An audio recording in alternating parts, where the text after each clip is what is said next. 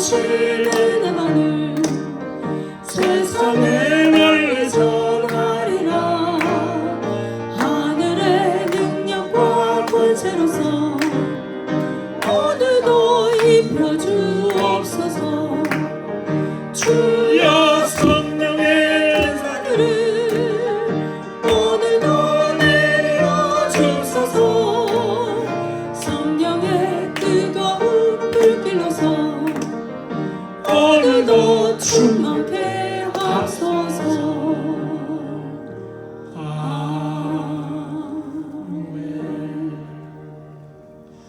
우리 다시 이사야 49장 8절 같이 한번 다시 봅시다. 시작. 여호와께서 이같이 이르시되 은혜의 때에 내가 내게 응답하였고 구원의 날에 내가 너를 도왔도다. 내가 장차 너를 보호하여 너를 백성의 언약으로 삼으며 나라를 일으켜 그들에게 그 황무했던 땅을 기업으로 상속하게 하리라. 아멘.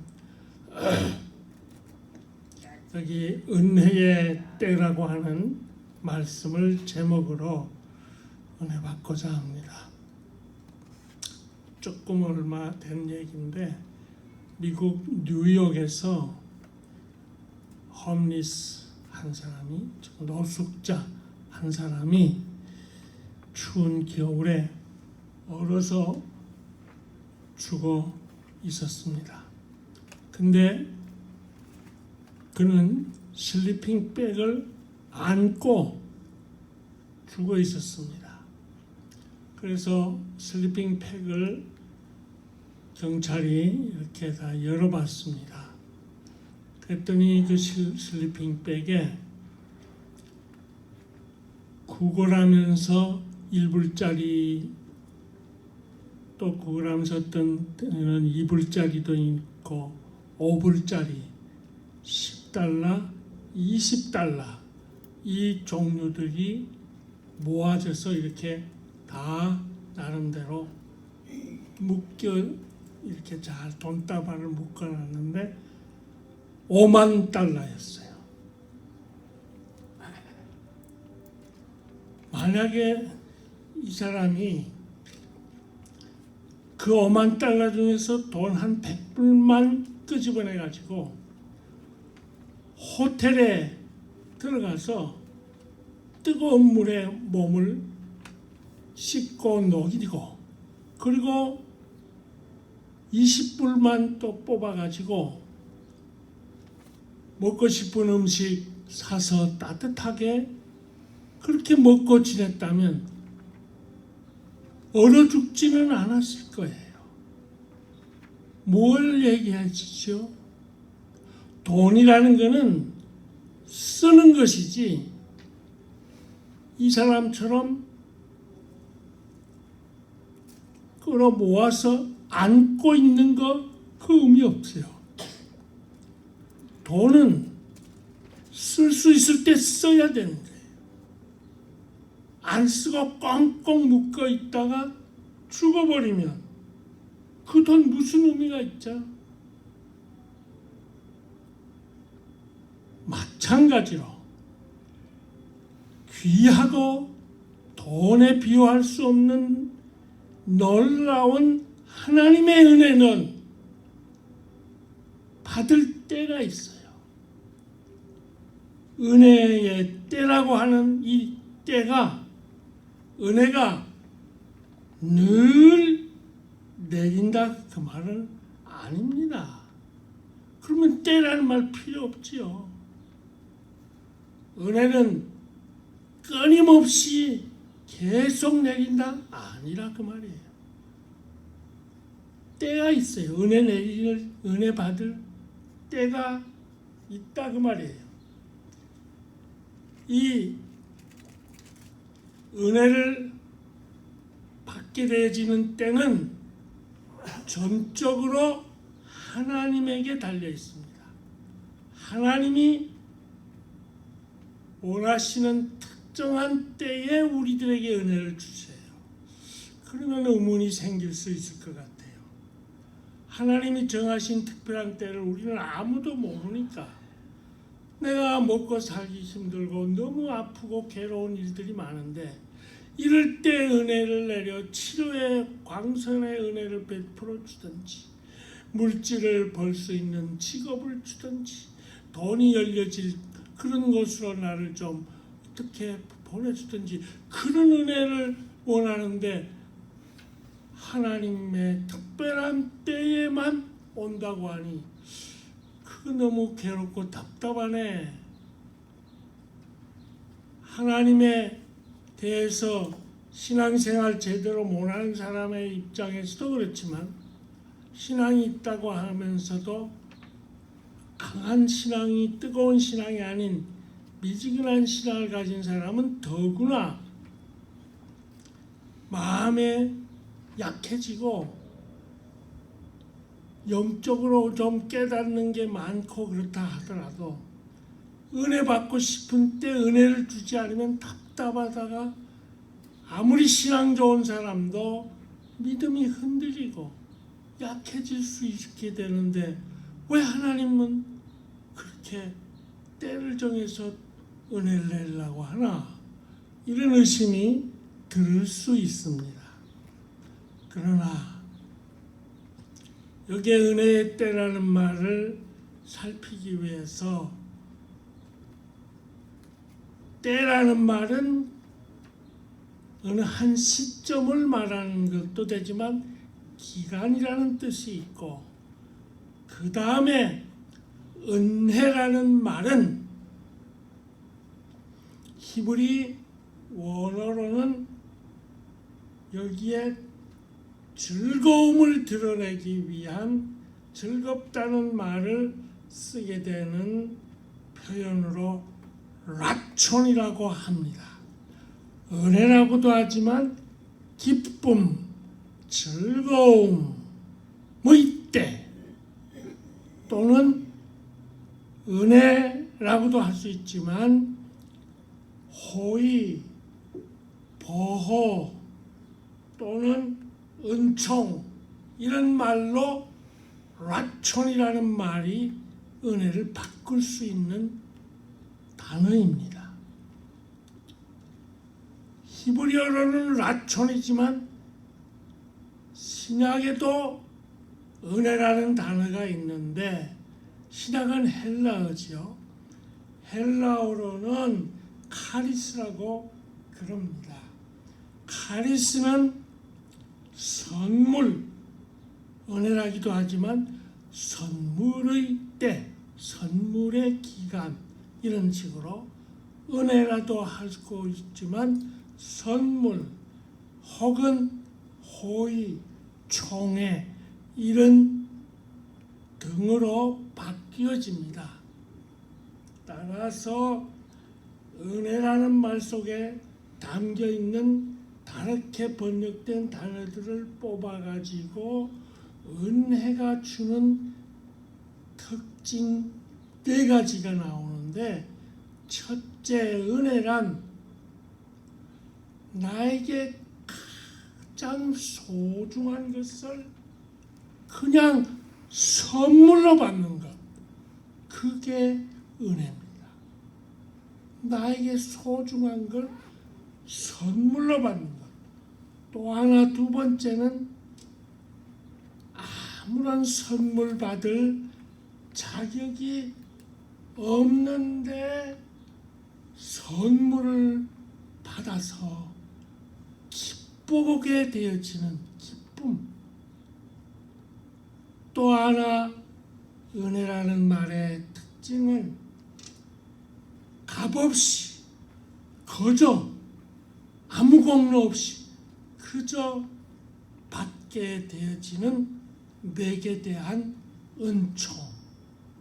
그리고 은혜라는 말의 또 한 가지 4번째 특징은 내가 구하는 것도 물론 주시지만 내가 구한 것보다도 비교도 안 되게 더 좋은 것들을 풍성하게 넘치게 받는 것이 은혜의 특징이기 때문에 그걸 총회라고도 은혜를 바꾸게 되는 것입니다. 따라서 우리 아버지 하나님은 우리가 은혜 받을 자격이 없고 아무런 공로도 없는 그런 우리인데도 하나님은 우리를 무조건 사랑하셔서 하나님께서는 우리에게 그냥 은혜를 주시기를 원하심을 알기를 원해요. 은혜 받을 기간에 우리에게 은혜를 풍성히 주실 때 그때를 놓치지 말기를 원해요. 언제나 주는 건 아니기 때문에 은혜 주는 기간에 그때에 은혜를 놓치지 말기를 원하실 뿐만 아니라 그래서 은혜를 받아가지고 기쁘게 살고 감사하면서 즐겁게 살아가기를 원하십니다. 이 땅을 살 때 하나님은 우리가 괴롭게 짜증나게 낙심하면서 은혜 받지 못한 그런 인생이 아니라 은혜 받은 기쁨, 즐거움을 누리며 감사하면서 살아가기를 원하십니다. 그렇게 할 때 우리 아버지 하나님은 은혜의 때가 되면 내가 필요한 것만 주는 게 아니라 내가 구한 것만 주시는 분이 아니라 구하지 않은 것도 풍성히 주세요.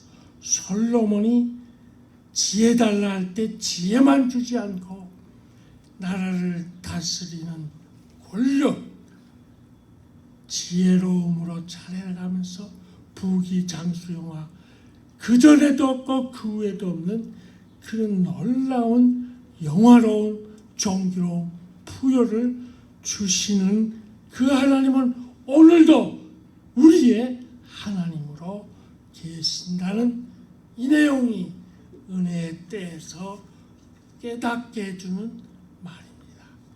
그렇다면 은혜를 받을 때가 어떤 때냐? 은혜의 때가 어떨 때냐? 다시 8절을 한번 보면 답을 찾을 수 있는데요. 8절에 보면 일부분만 읽읍시다. 시작.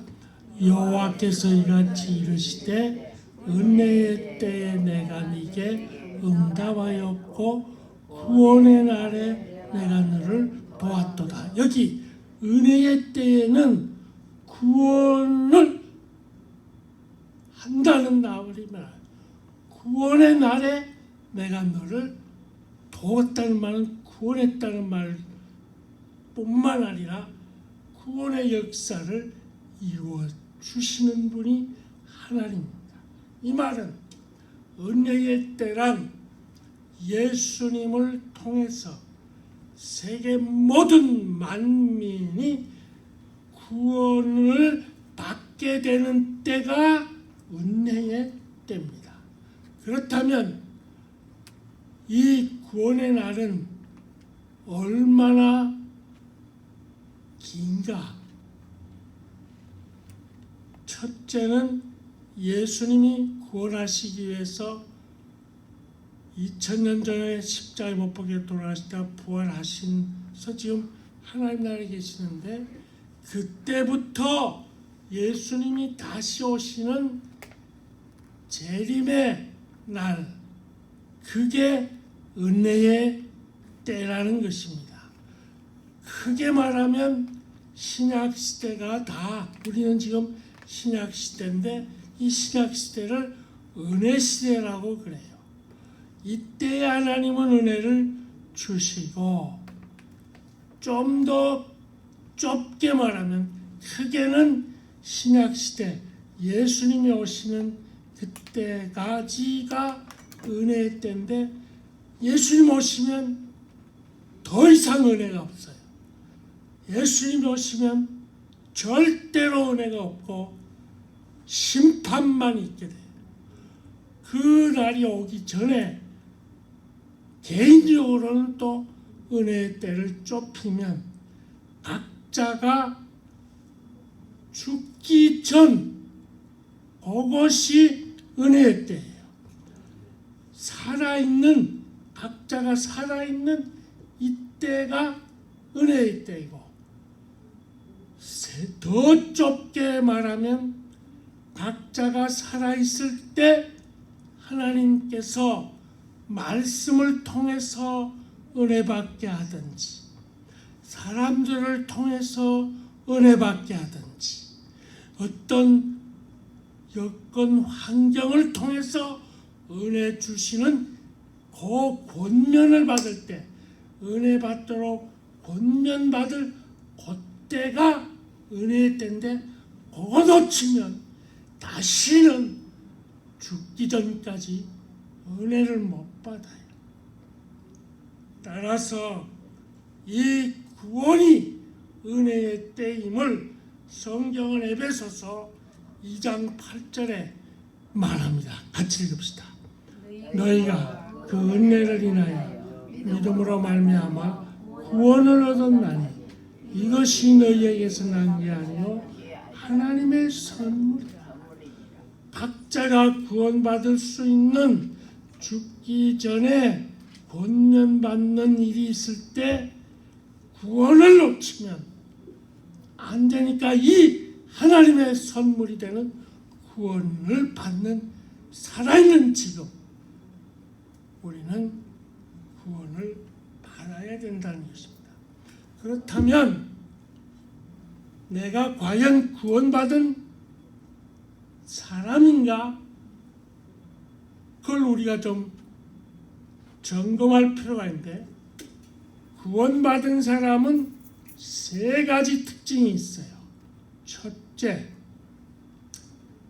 나는 더럽고 악한 죄인임을 깨닫는 것이고, 둘째는 이런 나의 죄를 깨끗이 씻어서 없애어 주실 구세주가 예수님임을 믿는, 예수 믿는 믿음을 가지게 되고, 그 믿음을 앞서 죄인됨을 깨닫고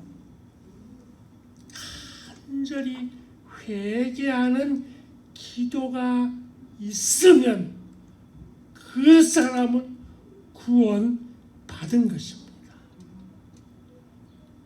죄인됨을 깨닫지도 못하고 예수님을 구세주로 믿는 믿음도 없고 회개가 없으면 나는 아직 은혜의 때에 구원받음에 관계가 없다는 것입니다. 그래서 이 내용을 입증할 간증들이 많이 있는데, 그 중에 미국의 복음성가 작곡을 많이 한 커크 패트릭 분에 대해서 말씀을 드립니다. 이분은 미국 펜실베니아 주에서 태어났습니다. 나이 40이 될 때까지는 이런 가구들을 만드는 사장으로 가구점을 운영을 하다가 40이 됐을 때 아내가 세상을 떠요. 그 다음에 그 공허한 마음을 가구점 만드는 걸로 살아가서는 안 되겠다. 그가 나름대로 재질이 있어서 음악을 공부했는데 전적으로 교회 음악에만 전념을 하면서 찬송가 작곡을 하고 복음성가 작곡을 많이 해서 아주 우리 찬송가에도 이분이 작곡한 내용들이 한 10대 있어요. 15 찬송가가 우리 찬송가에 있어요. 그 배들이 이분이. 그 중에 제가 몇 가지 그냥 떠올린다면, 무엇보다도 도금은 죄로 물던 이 마음 이런 찬송 또는 구주 예수 지함이 심히 기쁜 일일세 또는 주 안에 있는 나에게 딴 근심이 있으랴. 아주 많이 유명한 작사자들과 연결돼서 파니 제이 크로스비, 히빗 여사 당대 유명한 분들의 가사를 이분이 다 해달라고 이분에게 해서 아주 많이 찬송곡을 지었어요. 그러다가 어느 날 1900이 아니고 1892년에 펜실베니아 어느 캠프에서 야외에서 캠프 집회를 하고 있었습니다. 그때 캠프 집회는 요새는 집회를 이틀 3일밖에 안 하지만 이때는 며칠치기 아니라 몇 주간씩 했어요. 근데 거기에 예수님을 믿지는 않는 청년이지만 목소리가 아주 좋아서 음악적인 재능으로 찬송을 부르는 한 청년이 있었습니다. 근데 그 패트릭은 이분은 음악 계통의 지휘를 한 교회 감리교에서 성인을 지휘하면서 음악으로 봉사를 하는데 그때도 이 캠프 전체에 음악을 지휘해 가던 때였는데 이 청년이 찬송을 부르면 예수 믿지 않는 사람인데도 많은 사람들이 감동을 받는 거예요. 그래서 그 청년을 보면서 참 아깝다. 저 사람에게 예수님을 믿는 그 믿음을 가지고 그 받은 은혜를 찬송할 때는 얼마나 더 큰 역사가 일어나겠나. 이 생각이 드니까 안타까운 마음이 생기다가 저 청년을 위해서 내가 기도해야 되겠다. 그래가지고 안타까운 마음을 푸는 걸로 끝나지 않고 이 커크 패트릭 교수는 그 청년의 영혼 구원을 위해서 계속 여러 날 기도를 합니다. 그러던 어느 날 새벽까지 철야하면서 이 청년을 위해서 기도하는데 하늘에서 음성이 들려오고 환상이 보이는데 그 환상을 보면서 음성 들리는 것을 연결시키면서 막 떠오르게 되고 들려지는 글을 막 썼어요. 그리고 음성도 끝나고 환상도 끝난 다음에 떠올려진 글귀를 보니까 너무나 감동이 돼요. 자기가 쓴 게 아니고 받아 쓴 거다 생각은 하지만 너무 마음에 와닿는 게 컸어요. 거기에다가 자기의 전공은 작곡이니까 작곡을 했어요. 그렇게 해서 작곡을 해가지고 부르게 되어졌어요.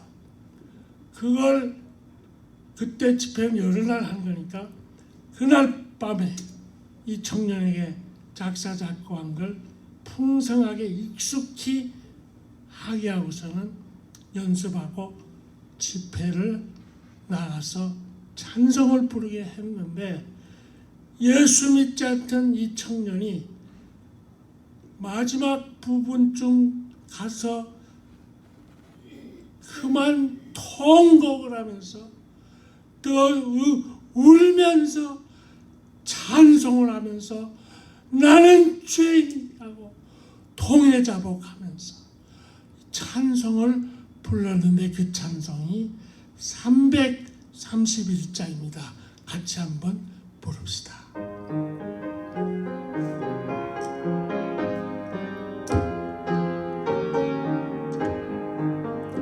나 주를 멀리 떠났다 이제 옵니다. 나 죄의 길에 시달려 주옵니다. 나의 죄 왔으니 내 죄를 하자. 주여 나를 맞아 주소서. 제가 파리에서 신학 공부하다가 너무 아프고 힘든 일이 있을 때 다른 찬송 안 하고 지금 이 찬송 다 거의 다는 탑이에요. 2절 같은 거 이 부르면서 많이 은혜를 받은 경험이 있는데요. 그 귀한 세월 보내고 이제 옵니다. 난 뉘우치는 눈물로 주여 옵니다. 이 뉘우치고 회개하는 이 회개, 앞서 말한 이 회개가 구원의 날을 완성시키게 되어지는 것입니다. 그래서 에스겔 18장 30절에는 이런 말을 합니다. 같이요. 나 주 여호와가 말합니다. 이스라엘 족속아, 내가 너희 각 사람의 행한 대로 군문할지라. 너희는 돌이켜 회개하고 모든 죄에서 떠날지어다. 그래 한즉 죄악이 너희를 배만치 아니하리라. 믿음은 떠나는 것입니다. 돌이켜 회개함으로 죄에서 떠나는 것입니다. 그때 하나님의 구원의 역사가 임해지는 은혜를 받아짐으로 죄로 멸망치 않고 죄에서 자유롭게 되는 이 은혜의 때가 저와 여러분에게 계속 평생 연결되고 이어지기를 주의 이름으로 축원합니다. 여기 오늘 본문에 은혜의 때는 어떤 때인가를 각 절마다 알게 해주는 대목이 나오는데 8절에 보면 그 황무하였던 땅이라는 말이 나오는데 황무하였던 땅이라는 말은 죄만 가득한 세상에서 황무지 같은 세상에서 고난만 당하는 인생임을 보여줘요. 황무하였던 땅. 그 다음에 9절에 보면 내가 잡혀있는 자에게 이르기를, 잡혀있다는 말은 죄의 영적인 포로로 잡혀서 고통받는 인간의 고난을 뜻해주고 있고, 그 다음 절에 보면은 흑암에 있는 자에게 나타난다는 흑암도 바로 캄캄한 죄에서 제대로 앞길 못 찾아 고난당하는 내용을 말해 주고 있고, 그 밑에 보면 모든 헐벗은 산에도, 이 번역은 좋은 번역으로 된 우리가 써져서 다행인데, 일반적으로 처음 우리 가지고 있는 번역에는 모든 자산이라는 말이 나와요. 자산이라는 말은 이렇게 민둥산, 벌거벗은 산, 헐벗은 산, 나무나 풀 한 폭이 나지 않는 벌거벗은 민둥산에 살아가게 되니까 인생이 먹을 게 없어서 얼마나 고난당하느냐 하는 고난을 앞질러서 13절에 다 위의 것들을 뭉뚱그려 17절에 13절에 보면 모든 산이라고 말했어요.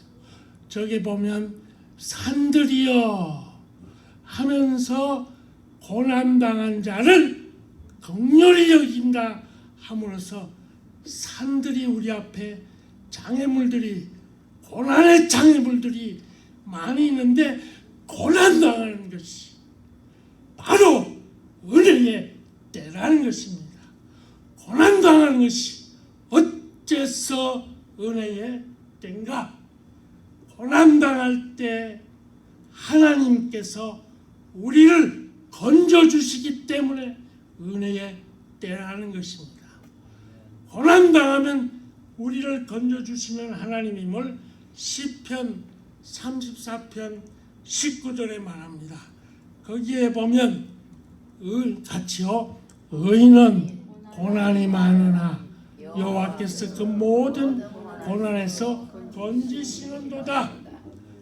그런데 의인으로 표현된 신앙인이 고난받을 때 은혜 받게 되어진다는 것은 다음 세 가지가 분명히 고난을 통해서 있는 사람에게만 은혜를 베풉니다. 그 세 가지란 첫째, 고난을 통해서 간절히 하나님께 기도하게 되는 사람. 고난을 당하기 전에는 기도하지 않아요. 신앙인이라 해도. 고난 당할 때 기도하고, 또 하나 둘째는 오로지 그 누구 그 무엇 의지하지 않고 하나님 한 번만 의지하는 믿음이 강렬해져요. 고난 당하는 사람이 은혜 받을 때는 하나님만 의지해요. 그러면서 셋째는 철저히 자신은 낮아지고 또 낮아지고 밑바닥까지 내려앉아지는 겸손이 그 인격에 꽉 차질 때 하나님은 겸손한 자에게 은혜를 주시고, 하나님은 하나님만 의지하고 바라보는 간절히 기도하는 자에게 은혜를 주기 때문에 은혜의 때는 고난 당하는 때입니다. 신현균 목사님, 한국의 유명한 부흥사였지요. 그분이 몇 년 전에 세상을 떴습니다. 저는 그분 부흥에 많이 가보지는 않았지만 여러 번 몇 번 들을 때마다 참 은혜롭게 부흥회도 인도하고, 그 다음에 그 여의도 백사장에서 100만 명 넘게 자신이 스스로 집회 인도하던 그런 분인데, 이분이 고향이 황해도입니다. 황해도에서 태어나서 자라날 때는 평양에 가서 자라다가 전도사로 활동을 하는데 6.25 사변, 6.25 전쟁이 터졌어요. 그래서 인민군으로 끌려서 공산군이 되어지도록 끌려가게 되니까 그만 산으로 피신해서 숨어 있다가 조금 있으니까 유엔군에게 대적하게 되어질, 아직 미국이 유엔군이 확 들어오기 직전에 중공군, 지금의 저 중공군이 개입을 해가지고 평양에 들어오는 거예요. 그래서 빨리 자기가 섬기던 교인들 127명에게 한마디 합니다. 우리는 더 이상 여기에 있을 수 없습니다. 이제 중공군마저 우리를 덮치게 되면 우리는 빨갱이 공산주의에서 살아갈 수 없지 않습니까? 남쪽으로 피신해야 되겠습니다.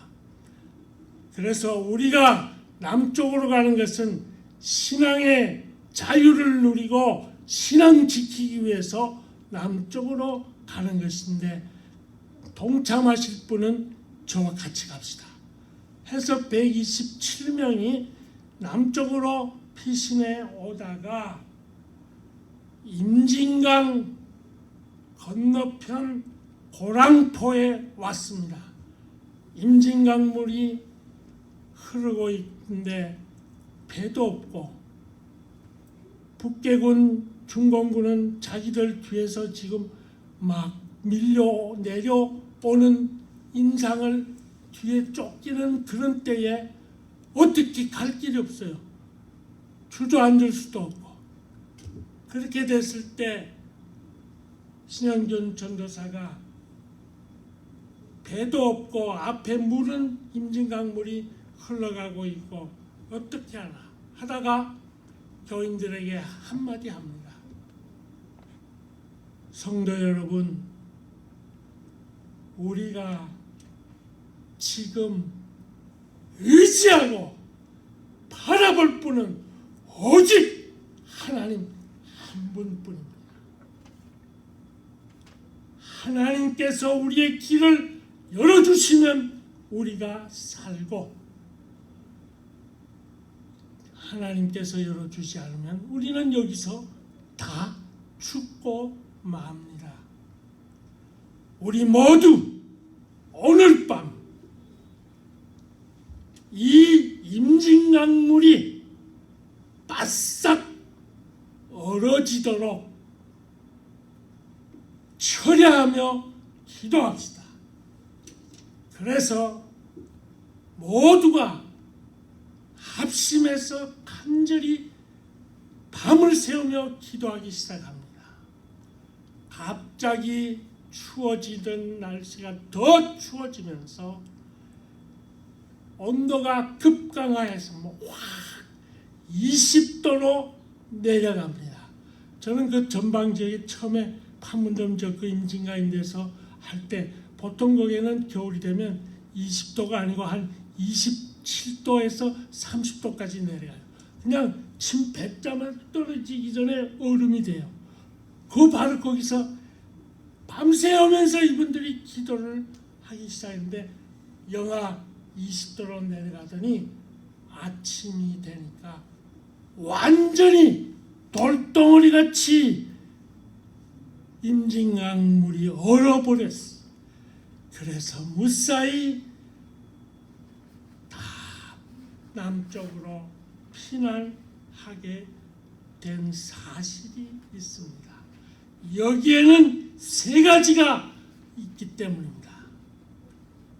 어려움에 고난을 당할 때 철저히 하나님만 바라보는 간절한 기도가 있었고, 그 하나님만 의지함이 있었고, 낮아지면서 하나님에게 매달리는 겸손한 이 중심의 하나님을 바랄 때 은혜가 쏟아졌던 것입니다.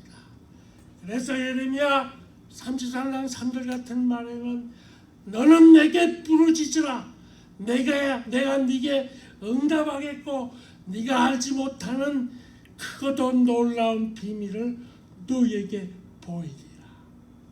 이 하나님은 우리에게 약속할 때 이렇게 말했어요.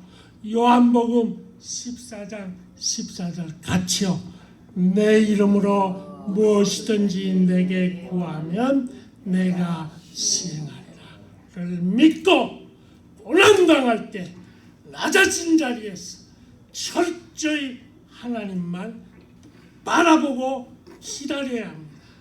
시편 9편 10절에 여호와여 주의 이름을 아는 자는 주를 의지하오니 이는 주를 찾는 자들을 버리지 아니하십니다.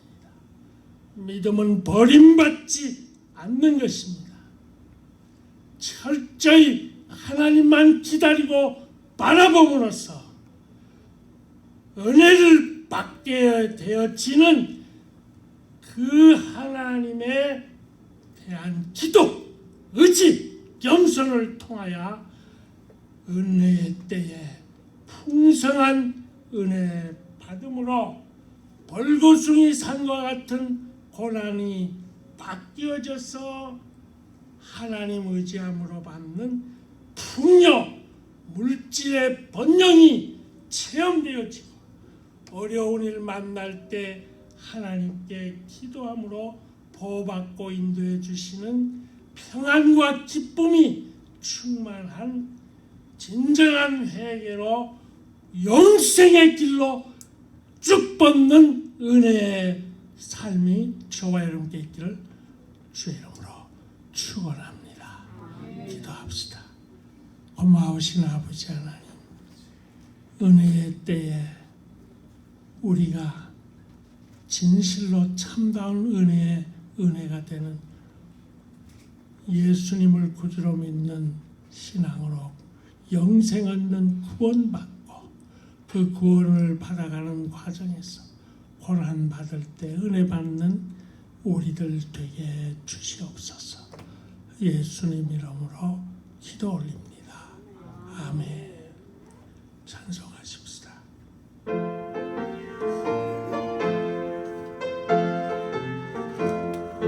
오늘 구원 내게 은혜의 주님, 언사원한 내게 언사의 주님, 신유 구한 내게 신유의 주님, 나의 마음속에 지금 오셨네. 나의 생명 되는 내 주 예수님, 영원토록 모셔 내 기쁨 넘치네. 말씀 위에 서서 내 뜻 버리고 감정을 버리고 말씀에 서니 불완전한 믿음 완전해지고 내가 이제부터 주만 붙드네. 나의 생명 되는 내 주 예수님, 영원토록 모셔 내 기쁨 넘치네.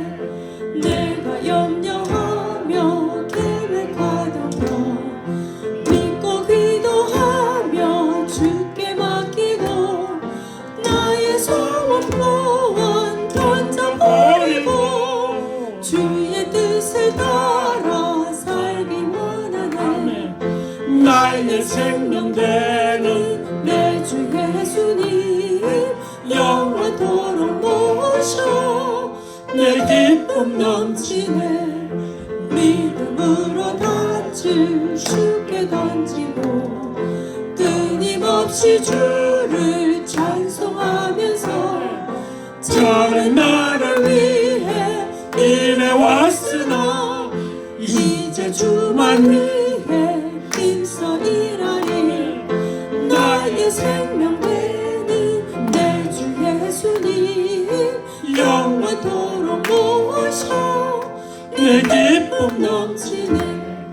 나의 소망 되는 구주 예수님, 이 세상에 다시 강림하셨네.